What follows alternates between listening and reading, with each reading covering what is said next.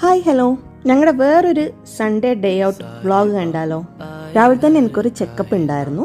രാവിലെ തന്നെ കഷ്ടപ്പെട്ട് എണീച്ചതല്ലേ, എന്നാൽ പിന്നെ കുറച്ച് നടന്നിട്ട് ഫുഡൊക്കെ കഴിച്ച് തിരിച്ചു പോകാനായിരുന്നു പ്ലാൻ. അങ്ങനെ ഒരു അടിപൊളി ബ്രേക്ക്ഫാസ്റ്റ് ഒക്കെ കഴിച്ച് ഞങ്ങളിതാ തിരിച്ച് ഫ്ലാറ്റിലെത്തി. ഞങ്ങൾക്ക് അടുത്ത് തന്നെ കുറച്ച് പരിപാടിയും കാര്യങ്ങളൊക്കെ ഉണ്ടായിരുന്നു. സോ അതിന് വേണ്ടിയിട്ടുള്ള ഷോപ്പിംഗ് ആണ് ഇന്നത്തെ വ്ളോഗിൽ.